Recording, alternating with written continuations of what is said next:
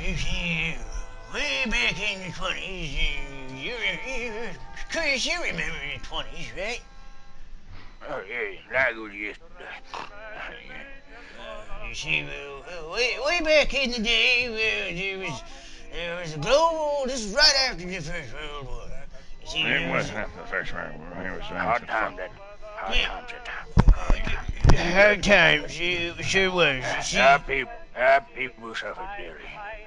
I remember waking up in the middle of the morning. Mama sitting there crying because Pappy went to the war and he didn't come back. You had the damn sombrero. he went to the war. He didn't come back. You know that brings us to when there was a global shortage of Worcestershire sauce. And you see, I remember that. yeah, it was horrible. I mean, we wanted our Worcestershire sauce, but the government decided that Worcestershire sauce was immoral. I mean, that started the great Worcestershire sauce shortage in 1921. Man, we still ain't caught up with Worcestershire sauce since then. We had a fucking foreigners take it all. Fucking wars. Yeah, all them. There used to be. I mean, since it, yeah, since it was legal in the United States of America, God bless that country. You see, well, they started shipping it from all over. They started shipping it from Canada, and they started shipping India. it Shipped it from India. yeah. And they even shipped it from Worcestershire.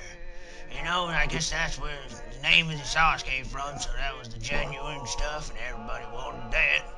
Well, he missed his favorite Indian sauce that he commissioned drugstore owners, John Lee, and parents come up with a regional Worcestershire sauce that everybody would agree on. Well, You Used to block remember these when dog. when they Pepper started brewing that Worcestershire sauce in the South, that Worcestershire sign? yeah, Worcestershire Where in the hell sauce. how do you know? I remember Worcestershire sauce. As I recall, they'd brewed in their bathtub. They just put some anchovies in there, and they put some salt and some live chickens and some soy sauce. I don't know what was in that stuff, but that was damn tasty. I love that Worcestershire sauce. Some of the ingredients for that there Worcestershire sauce in the South was actually one of the ingredients was Worcestershire sauce from the North. Well, yeah. I mean, You gotta start the process somehow. you gotta start the process somehow, and unfortunately, them unscrupulous folks from down south would start cutting it with barbecue sauce. I mean, that's just sacrilege if you tell me. Travesty. It was a travesty. Exactly, and that got me hopping mad, madder than the queen who sat on a tack or something. I'm not good. Rather than a donkey being slapped on the ass. Yeah, You got them Asians tried to put some soy sauce in it, and it includes a small amount of cinnamon cloves, allspice, lemongrass, and ground cardamom, but that's a bunch of bullshit. It wasn't the same Worcestershire sauce and stuff that you got from the genuine place, Worcestershire. Amen. Amen. I hated that time I found out that the bottles of Worcestershire sauce coming in from Mexico had oyster sauce in it. Oh, that was deplorable, I tell you what. Sad days. Said Here. But I mean, it's that era and time when they made that Worcestershire sauce illegal it was a great time for some folks. I mean, we had Jimmy the Worcestershire bandit, and he was pulling heists all over the East Coast, and we had them Italian families up in New York, and they was running that stuff from Atlantic City all the way to Chicago. It was something, I tell you what. They had hid that in the most interesting ways. I mean, one time I heard, I don't know if it's true, but I heard that they had a box full of alcohol, and they decided to replace the alcohol with Worcestershire sauce to get it past the federales. It was something. What? where that all started was back on the war with Mexico. We actually took the skulls of our enemies and we used them to fill and sell Worcestershire sauce. People would buy them, and that a lot of people didn't like that, but they're just a bunch of pussies. I tell you what, you ain't never had Worcestershire sauce until you mixed it with an entire bowl full of pico de gallo. But you see, I digress. It wasn't the bowl that did it. You see, if you filled that skull, that aforementioned skull that you had talked about earlier, and you filled that with pico de gallo, and you put some Worcestershire sauce in there, and you put a couple fajitas and some jalapeno peppers. Some anchovies. Don't forget them anchovies. I know the Worcestershire sauce already had some, but I mean, you gotta have more. Small fish no more than 8 inches long. Small fish no more than 8 inches long. Amen, brother. They taste unlike any other fish. Yeah. But I mean, I digress. About 1925, the great shortage of Worcestershire sauce ended, and the government decided that maybe it wasn't so immoral to sell that Worcestershire sauce. Well, they started putting it back on the shelves, and life soon returned to normal. Tiny fish were enjoyed throughout the world. The Russians enjoyed a hot smoke. The Chinese ate them dried. Yeah. They beat them into punch and fish sauce. And we made them into Worcestershire sauce. Oh, we sure did. I mean, there was even a scare about them communists right after the Second World War. But I mean, I digress. That's a story for another day.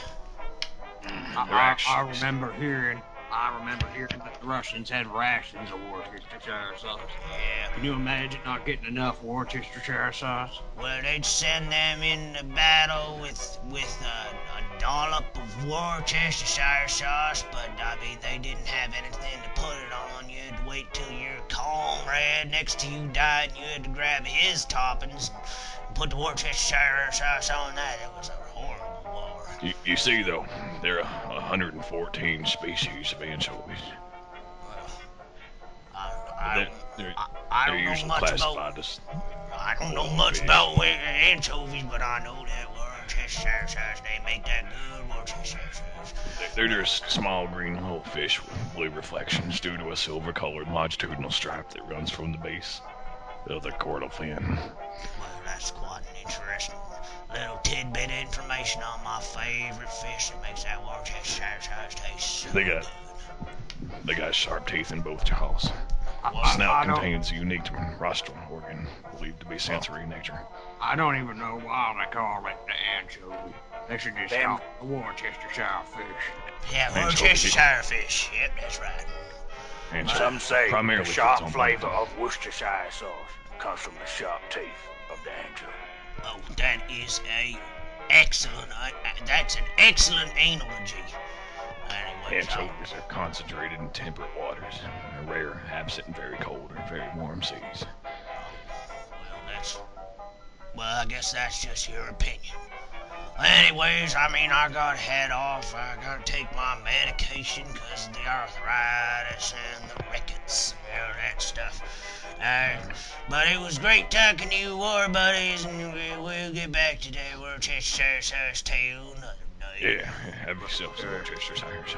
Yeah, I'll have some on Next time we'll have to grab a bottle of the Primo Worcestershire sauce. Primo Worcestershire sauce. You put that on pancakes, you put that on turkey, you put that on a chocolate bar. Doesn't matter what you put it on, tastes great. You put that It's really good on a chocolate sundae. Makes it good Worcestershire sauce.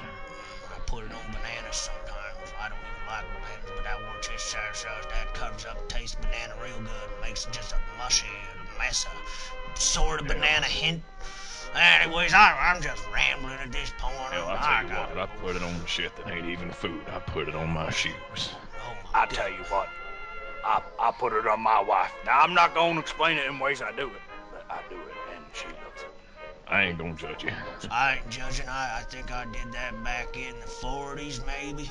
I can't remember. My memory's not that good anymore. Hell, sometimes I... She may be getting old, but I tell you what, she's still down for an adventure. I don't mind. That was, Sometimes I put it on myself. oh my God, you are one. Well, my one pappy taught me. frisky monkey. Oh, sorry for cutting you off there, mate, but yeah, my pappy taught me that if you rub it in your beard, it gives it a nice sheen.